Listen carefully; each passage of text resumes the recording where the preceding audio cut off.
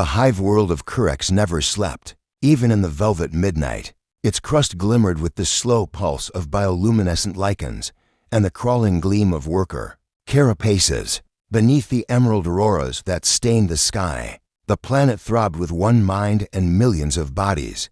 Tunnels spiraled like nautilus shells. Egg vaults breathed mist, and spire hives rose like black teeth from plains of glass sand. The air was laden with ferro-current tastes of command, obedience, fear, hunger so dense that a foreign tongue would drown in it for want of any word. At the planet's equator, the royal citadel threaded itself through a mountain of fused crystal, both fortification and womb.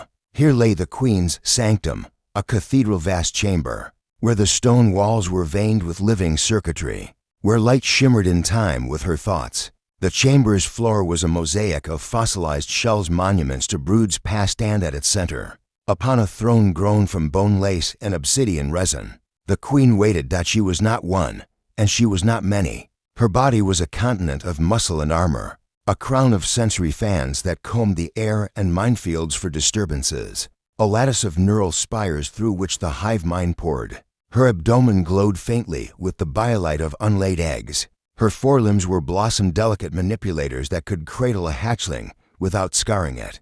She had ruled through 3 wars and to famines. She had rethreaded the mind net after solar flares shredded it. She had buried rivals beneath mountains and crooned lullabies to the smallest grubs. She was the mother and the storm. Tonight she sang to her sons. They lay in a cradle basin of warm nutritive fluid at the foot of her throne. To royal princes, not yet armatured by battle plates, their exoskeletons still translucent with youth. Their dorsal fins were scalloped like sea leaves. Their eyes were black opals set in infant masks. They pulsed in dream, siphoning the choir of the hive mind into their growing sapses. The elder one designate 17th twitched with simulated hunts. The younger designate 18th twined his antennae around the queen's delicate freckle and slept. The queens keep names like secrets, swaddled in numbers. Within her private mind, though, she called them other things. Cloud and ember, for the way their bio-aura felt against her thoughts. One cool, diffusive, oceanic. The other bright and quick, a spark darting through dry grass. When she envisioned the future, she saw cloud steering flotillas across gravity wells with patient geometry, and ember snapping star sieges into with a cunning feint. She tasted their futures like iron and sugar on her sensory fans. She savored them. The sanctum was guarded by 12 honor wardens, veterans lacquered black, whose mandibles bore the scars of comet storms and whose tails were tipped with hylian stings. Around the sanctum, 28 lesser brood rooms lay sealed, containing egg clutches and nurse gasts. Beyond them sprawled a labyrinth of corridors, vents and organ pipes that carried scent and song to the mother mind. Nothing unknown entered here. Every molecule was accounted for. Until it wasn't. The first rupture was soundless, a ripple in the mind net, like one chord imperceptibly muted in a symphony. The queen felt it as a pressure behind the eyes, as if a far star had been plucked from the sky and replaced with a counterfeit light. It was small enough to ignore, perhaps, had she been laying, but her attention was deep within the sanctum, anchored to the cradle basin, and so she noticed. She extended a filament of will taste, map, test. The mind net sang back, all drones accounted for, all wardens attentive, all nurse gasts tending their vats.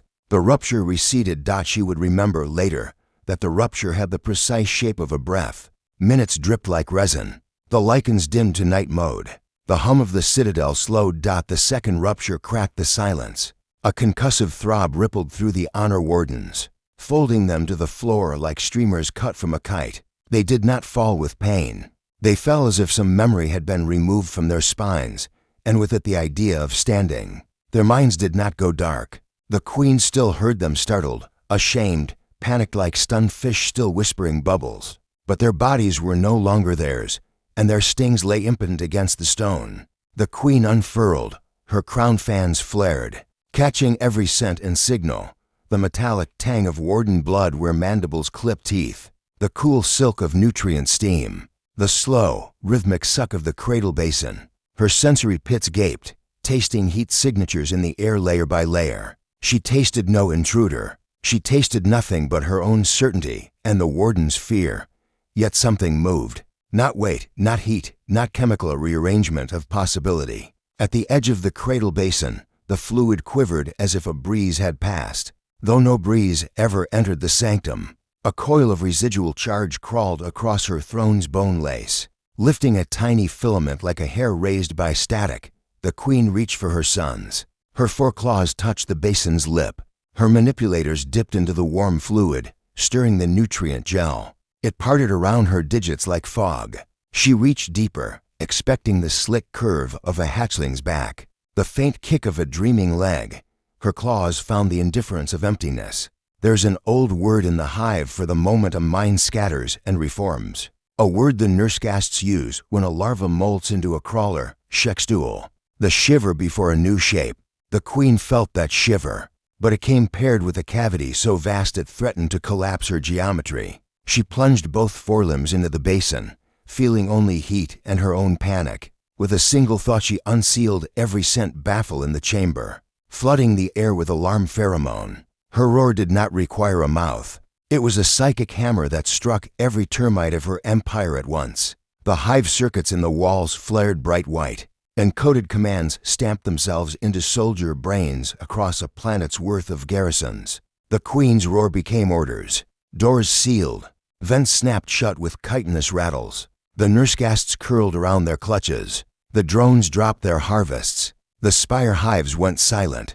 Across the citadel, an anaphon of responses rose we hear. We obey, we search. The ground itself seemed to tense. Honor wardens, the queen said into their stunned minds, more gentle than her fury would suggest. Rise, they tried. Their legs fluttered without purchase. A ghost signal fine as spider filament still clung to their joint nodes, interrupting motor loops. She sent a countercurrent, a reweaving of those loops, a mother's hand smoothing a child's hair. One by one, the wardens surged upright in shame, their carapaces clicking like drums. They bowed as deeply as their armor allowed, antennae bent flat. Forgiveness, said the captain, whose name chemistry tasted like burnt amber. His mandibles clicked through the modulation of ritual atonement. We failed. You were undone by a thing beneath our knowing, the queen replied, though the acid of blame sizzled in her throat. You will atone by finding the shape of it. She rippled a command through the sanctum. Bring me the pattern seers. The request diffused into corridors and came back minutes later as a rustle of limbs and the sifting sigh of ceremonial garments. The pattern seers were pale and nearly translucent, their plates thin from a life of chamber work, their eyes overgrown with additional lenses that allowed them to see the faintest fluctuations in air, heat, and mind pressure. Each wore around their necks a torque of resonant beads carved from petrified shell, heirlooms rung to bring forth trance. They entered the sanctum clicking softly, then stilled at the sight of the empty cradle basin. One seer, smallest of the cadre, lifted a claw to her mouth in a gesture that any mammal might recognize as horror. Mother, the queen did not waste grief on words. See for me, she said. The seers arranged themselves in a spiral round the basin, tails crossed, mandibles parted in a hiss of release. The captain of the honor wardens bowed back into the shadows, spine low.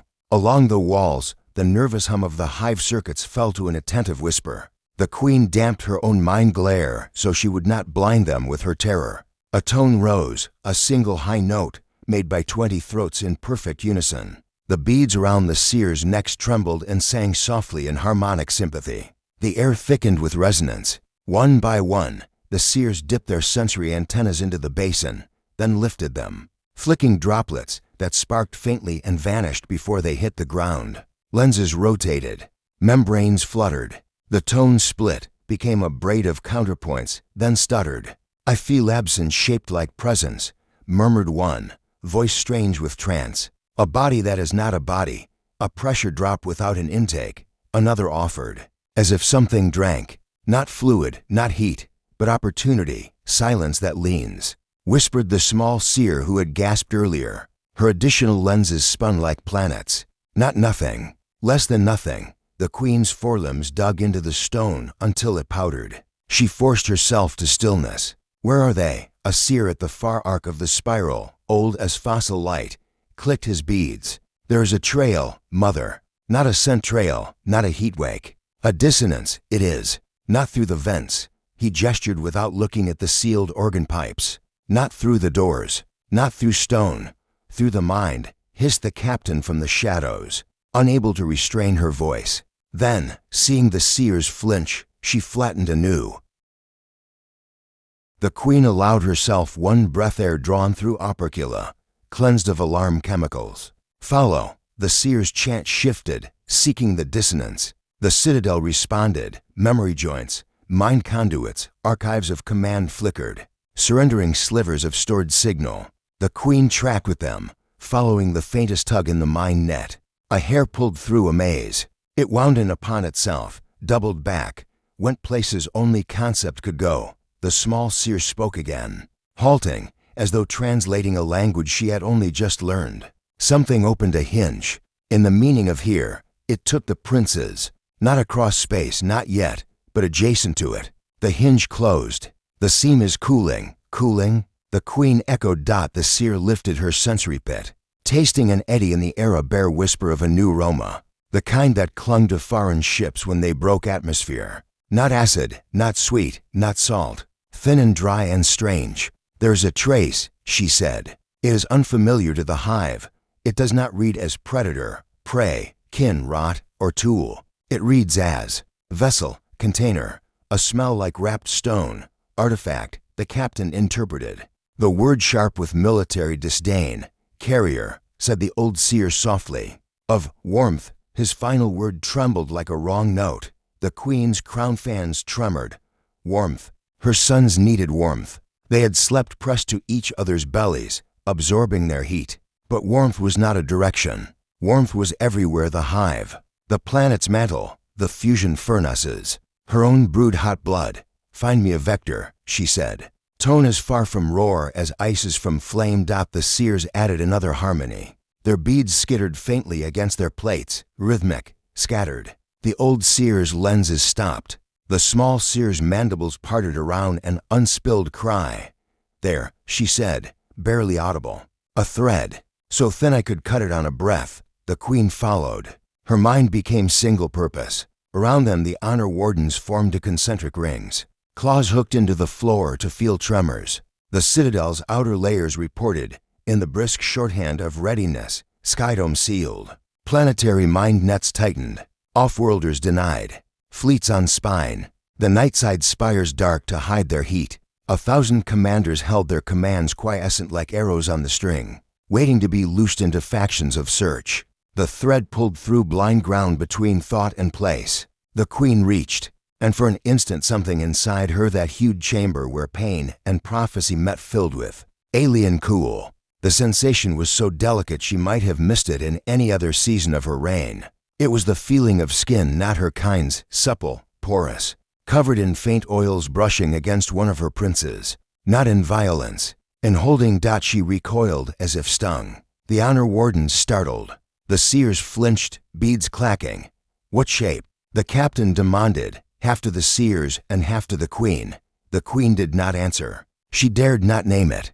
To name would be to grant weight to a hypothesis when the hive had only dissonance and a smell like wrapped stone. Instead, she drove her mind forward again, following the thread through the hinge and meaning, through the seam that was cooling. At the edge of what she could reach, she touched dream, not hers, not the hive's, a dream soft and alone, an island with no bridge to the chorus. In it, a rhythm like a drum but wrapped in flesh. Bottom, bottom, steady, a heartbeat big enough to be a drum for a midge. Round that rhythm, warmth. Her son she knew not which stirred. The thread hummed once, a string plucked by a tiny pincer. Into the queen's mind drifted a feeling she had no word for, because the hive never needed it, being held by something that did not claim you. The queen's jaws parted. The roar that gathered there would have turned basalt to sand. She stopped it not from mercy, but from calculation. If her sons were attached to the thread, if, at the thin, impermissible end of it, their tiny claws flexed against a living surface, then any violence conducted along it might travel like lightning. She could not afford to cook them on the very wire she wished to reel in. She took her claws from the basin and lifted them to her crown, touching the sensory fans in a ritual old as mind. Her manipulators trembled, leaving faint trails in the air. When she spoke, Her voice carried into every skull in the Empire, a bell rung in bone. "Beloved ones of my body," she said, and the drones shivered to hear the words reserved for catastrophe and coronation. "My sun's cloud and ember have been taken. The culprit is beneath our naming. It moves between our thoughts, drinks the difference between here and not here, and leaves a thin thread of warmth. We will search." The captain flung down her spear and knelt so low her horn touched stone. "We will turn the planet inside out. You will not harm what the thread touches."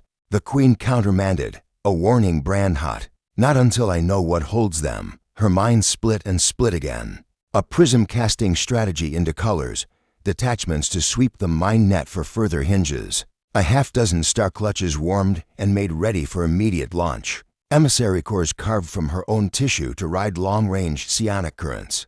Without getting scraped raw, she summoned the grammarians, those strange priest castes who edited the hive's oldest signals, to trawl for records of prior dissonances. She commanded the memory keepers to distill every myth whispered about taking without touching, vanishing without scent.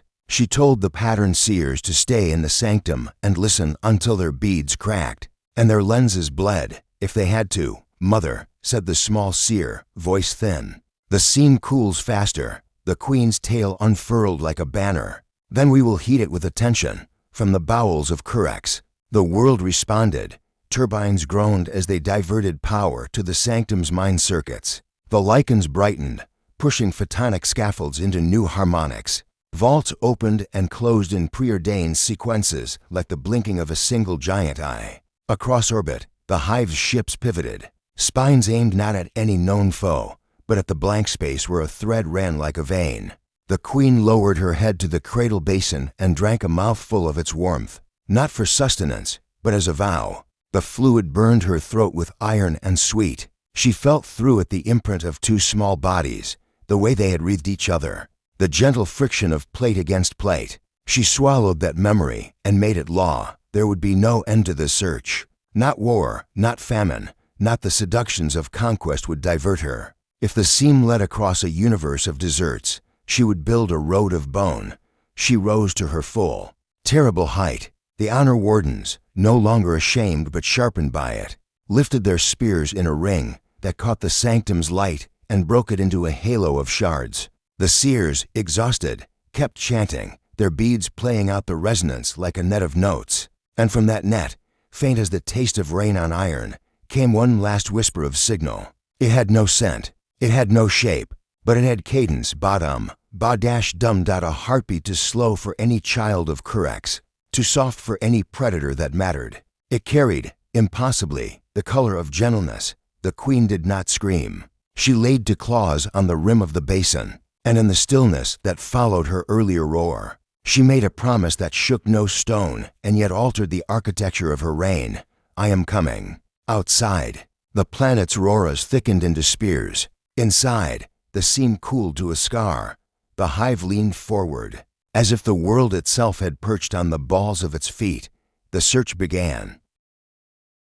The research outpost was not meant to feel like a prison, yet for Dr. Mara Kepler it had become one. It was a pale wheel of metal circling a red dwarf star, whose dim light barely reached its outer plates. The station's hum was constant life support pumps, coolant circulation, and the patient scrape of solar panels adjusting to sip meager photons. Beyond its viewports sprawled a velvet void, no trade routes, no patrol lanes, no chatter on subspace bands. Silence was the station's most faithful companion. Mara had once loved such silence. When she applied for the long-term contract with the Xenobiology Corps, she had imagined uninterrupted years of research, an ocean of solitude in which to dive without the interruptions of colleagues or politics. She imagined herself mapping alien spores under microscopes, charting bacterial languages across worlds, and publishing papers that would finally make her name known among the great explorers of the frontier. But 12 months alone had turned silence into a gnawing mouth. Her voice had grown hoarse from disuse. Her eyes ached from staring too long at data pads. She recorded little audio notes just to hear the echo of her own words in the corridors. Her only company was the mechanical drone she'd cobbled together from spare parts patchwork. A sphere with uneven legs and a chirp more plaintive than useful, on the night it happened. Mara was in her quarters, cataloging fungal behavior from the planet below. The planet was nameless, only a string of alphanumerics in the core's registry. Its surface was a swampy labyrinth of methane lakes, its air unbreathable, its spores luminous in strange patterns when exposed to sound. She had recorded them for hours, her voice reading scales into the microphone, watching how they pulsed in harmony or resistance. Science, steady and safe, she should have noticed the anomaly. The temperature in her quarters dropped 3 degrees in under a minute. The air felt thinner, though sensors reported no breach. Patchwork shuffled to the corner, sensors twitching as though nervous. Mara rubbed her arms and turned up the thermal controls. The hum of the ventilation deepened, then shuddered. That was when she heard it, a faint scratching, like nails brushing across aluminum, coming from behind the bulkhead near her bed. She froze. The station was not large, 6 living compartments, a lab, hydroponics, cargo holds, the control hub. Every sound carried, but this sound had not been there before. Not rats, she whispered to herself, though the old Earth words slipped out like an incantation. No vermin survived in orbit. Nothing organic lived outside the labs. The scratching stopped. Mara forced a laugh, brittle as glass, and returned to her datapad. But then came the second sound, a soft plop, as though something wet had landed on the floor behind her. Slowly, heart thudding, she turned to shapes crouched in the shadow beside her bunk. At first, her brain refused to categorize them. Too alien, too luminous. Their carapaces shimmered with translucent blues and greens, as if their shells had been woven from water and light. Their antennae twitched delicately, sensing her air. They were small, no taller than a human toddler if they stood upright, but their features were unmistakable to anyone who had read the Core's restricted files. Correx, royal spawn. Her throat closed. She had seen the footage, hive fleets eclipsing stars, their soldiers stripping worlds bare in months, their queen roaring across vacuum as if distance itself bowed to her fury. And here, in her quarters, 2 of that species' royal young nestled on her thin mattress, their chitin glimmering faintly in the station's sterile light. They weren't attacking. They weren't even watching her with predatory alertness. They were sleeping. The elder one lay curled against the younger, segmented limbs tucked in tight, mandibles relaxed. The younger sprawled on its back, for small claws resting on its chest, breathing in slow rhythm. The mattress dipped under their weight, as if they had simply appeared there, dropped by some unseen hand, carried by a seam in reality itself. Mara's instinct screamed, lock the door, call command, flush the compartment with sterilizer. Yet she couldn't move. Her body had gone still with a different kind of terror, not the kind that flees, but the kind that listens, because they were making a sound. It was faint, deep in their thoraxes, a vibration that resonated against her bones. Not a growl, not a threat, a hum, low, soothing, steady, like a cat's purr, or like the background rhythm of her own pulse when she pressed her ear to her chest. It wrapped around her in waves, and the younger one shifted in its dream, antennae brushing against her arm as if seeking her warmth. Her breath hitched. They had no reason to know comfort from her, no reason to mistake her body for safety. Yet here they were, pressing closer, as if her heartbeat had become their lullaby. Mara lowered herself slowly, carefully, until she sat on the edge of the bed. Every scientist's instinct warred with every survival reflex. She reached out one trembling hand. Her fingertips brushed the younger's shell. Warm, not cold like the carapace of insects she'd studied, but warm with the heat of life, almost mammalian. It stirred, chirped faintly, then pressed its small head against her palm. Its eyes, black and endless, blinked once, then closed again. The elder twitched, protective, curling a limb over its sibling, but did not wake. Its hum deepened, folding Mara into its rhythm. She stayed like that for minutes, or was it hours? Her hand resting on alien royalty, her breath measured so as not to wake them. The danger should have been paralyzing, but instead she felt a strange, quiet awe. Her mind flicked through every xenobiology protocol she'd memorized. Do not interact, do not touch, observe only. But none of those guidelines had prepared her for this, to hatchlings trusting her, as if she were brood-mother. Finally, she whispered, voice cracking from disuse, "What are you doing here?" No answer, of course. Just the steady thumb of their chests against her palm. The air smelled faintly metallic, like ozone after lightning. She wondered if some rift had opened, some unknown wormhole mechanism or psychic displacement. She wondered how far away their queen might be, whether she felt this moment across stars. And then a deeper chill passed through her, not from the station's air, but from within. For a moment, she saw not with her eyes, but in the theater of her dreams a vast figure, crowned in spines, roaring into darkness. A voice that shook her marrow. "Return them." Mara flinched, clutching the younger instinctively closer. The image vanished. The hatchlings shifted, their hums deepening. And for the first time since she had arrived at this forsaken station, Mara whispered words not to herself, but to someone else. "It's all right. You're safe with me." The queen's roar still echoed in some unseen distance. But here, in this tiny human room, silence returned. Silence, and the slow, trusting weight of two alien princes asleep on her chest. The hive mind stretched further than any telescope could measure. It was not light, not sound, not signal in the conventional sense, but a vast lattice of sensation and intent.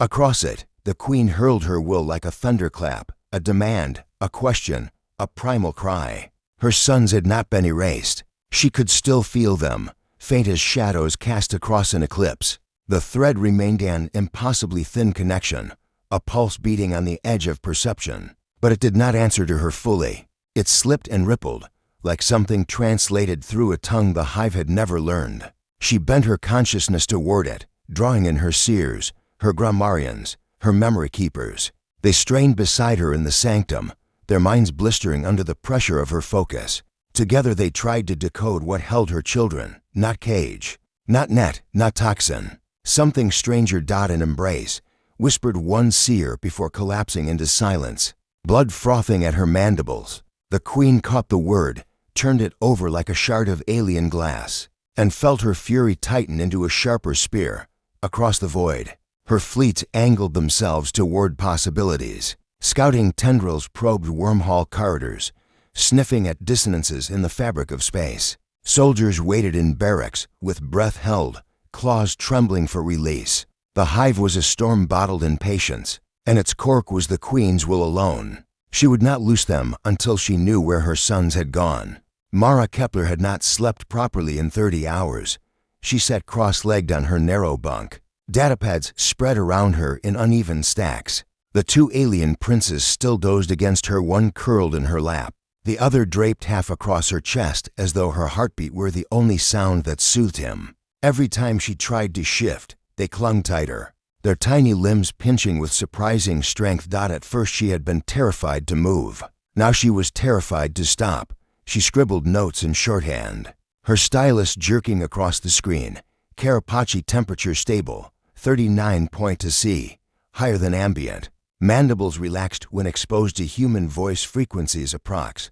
120 to 180 Hz range. Younger specimen vocalized when touched possible imprinting behavior. The word imprinting made her pause. On Earth, ducks and geese had once imprinted on the first moving thing they saw after hatching, following humans, dogs, even toy trains. But these were not ducklings. These were the future warlords of a hive civilization that could swallow star systems whole. She should report this. Protocol demanded it. But to whom? The Corps had left her here alone for another 9 months before a resupply ship.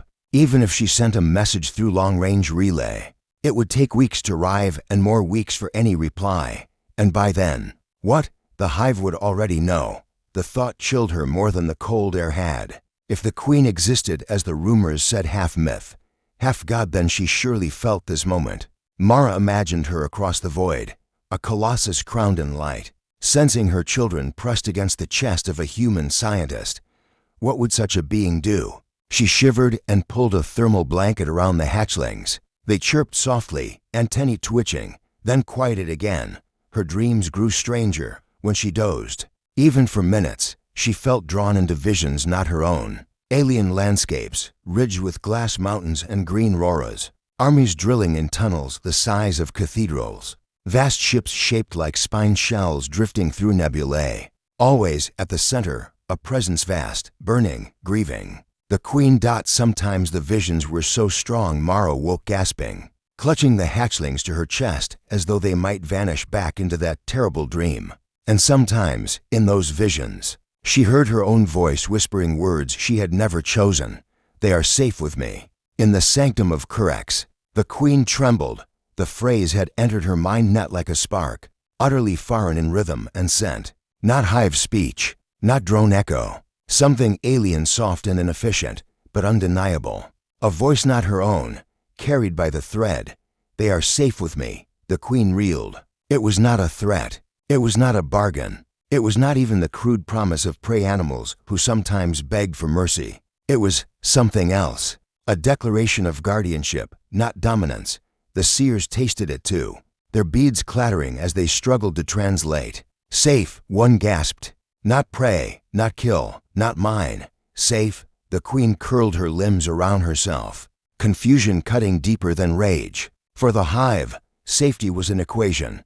Dominance of territory, abundance of food, the vigilance of soldiers. Safety did not come from holding another close. That was a concept she had reserved only for the smallest hatchlings, and even then only within the hive, never from without, never from an alien. Yet her son's biosignatures pulsed steady, soothed, wrapped in warmth that was not hers. What was this human thing? This vessel that her sons had chosen as if by instinct? The queen's roar, when it came, shook the crystal halls not with fury this time, but with a question so vast the hive itself trembled. What is the human? Meanwhile, in her lonely orbital outpost, Mara pressed her lips to the younger prince's shimmering carapace not out of bravery, but out of a desperate, irrational tenderness she could not name. "I don't know how you got here," she whispered into the quiet, "but I'll keep you safe. I swear." Somewhere across the stars, the alien queen felt those words like fire against her mind, and for the first time in her reign, she hesitated. Mara woke to the sound first, a bass groan that vibrated through the bulkheads, deeper than any engine hum she had ever known. Patchwork, her scrap-built drone, toppled from its perch and clattered to the floor, legs twitching in panic. Lights flickered in sickly pulses across the ceiling. The hatchlings stirred against her, their antennae snapping upright, their hums rising in pitch. Something immense had arrived. Mara stumbled to the viewport. What she saw turned her breath into stone. The stars were gone. Where once the void had stretched in silence, now a storm of chitin and metal swarmed across her vision. The hive fleet, ships shaped like spined shells, their surfaces alive with crawling lights, arrayed themselves in a ring around the station. At their center, larger than any vessel Mara had seen in human space, hovered a leviathan whose hull was etched with patterns that seemed to move. It pulsed as though it breathed, and then she saw her, the queen. She did not need eyes to see the vast crown of sensory fans rippled outward, shimmering like wings of glass. Her limbs stretched across space like living architecture, every movement precise, inevitable. When she turned her gaze upon the station, Mara felt it in her marrow. It was not sight, it was invasion. A psychic weight pressed into her skull, demanding. The hatchlings shrieked, but not in fear. They pressed harder into her chest, mandibles clicking with the same rhythm she had come to recognize in their sleep. Their minds bright and infant sharp flared in resonance with their mother's call. The queen's voice entered her directly. "Return my sons, or be annihilated." Mara staggered. Her knees hit the cold metal floor. The sheer volume of it not sound, but thought rattled her ribs. She wanted to scream back, to say she had not stolen them, to plead her ignorance. But the words jammed in her throat. Her body shook under the weight of a mind vast enough to crush planets. Instead, she did the only thing she could. She held the hatchlings closer. They calmed. Their hums softened. One reached up with its tiny limb and brushed her chin, as though telling her, "Don't be afraid." The queen froze, through the thread that bound them. She felt what her sons felt, not hunger, not fear, but something alien, something that had no proper place in hive vocabulary. Warmth shaped by a heartbeat, the safety of being held not as property, but as promise. The seers behind her keened in shock. The princes are soothed. By the human dot, the queen's instinct screamed for retribution. How could she allow this insult, her royal blood tangled with a creature outside the hive? The fleets awaited her command, claws sharpened, ready to tear the outpost into dust and retrieve the princes by force. The hive itself bent forward in expectation, the tension of a bowstring drawn to breaking. But her sons stirred again, and their chirps echoed across the void, reverberating through the hive mind. They had chosen not consciously, not with words, but with the simple, undeniable language of infants. They had chosen the human. The queen's roar, when it came, shook the cosmos. But it was not fury. It was something else, a sound of grief, of confusion, of boundaries breaking. For the first time in her reign, she was presented with a truth outside her dominion. Her sons were safe, but not because of her. Her fleets shivered, awaiting the order to kill. Mara, trembling on the floor, felt her lips part. She spoke, not to defy, not to beg, but simply to tell the truth. They're safe with me. The words carried no command, no pheromone, no psychic weight, just a human's voice, soft and cracking. Yet they struck the queen like a blade of light. Her sons purred in agreement. Across the hive mind, silence fell. Millions of drones, soldiers, and commanders waited for her decree. But the queen hesitated. She saw the humans' fragile arms curled around her princes, saw how they nestled there not in fear, but in trust.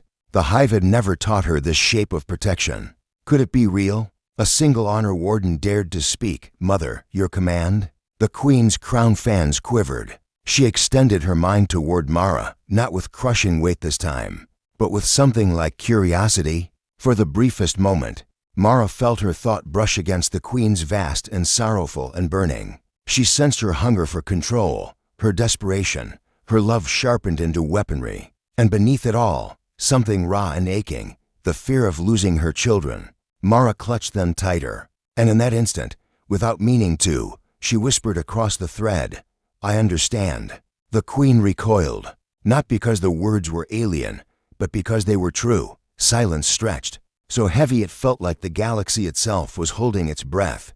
Then, slowly, impossibly, the queen folded her limbs inward. Her fleets dimmed their weapons. The outpost's hull stopped shivering. Her sons, soothed, fell back into sleep. The queen's final roar was not of rage, but of warning, an echo that poured into every corner of Mara's mind. Guard them, or all you are will burn. And then, like a tide pulling back from shore, the fleets withdrew. One by one, the spine ships slipped into shadow, their lights extinguished. The Leviathan turned, its crown glimmering with aurora fire, and vanished into folds of space. Mara remained on the floor, the hatchlings heavy in her arms, her chest trembling with every heartbeat. She knew now what she had become. Not a prisoner, not a thief, not even a scientist anymore, a guardian. And somewhere, light years away, the alien queen bent her terrible will to a new thought she had never known before: trust.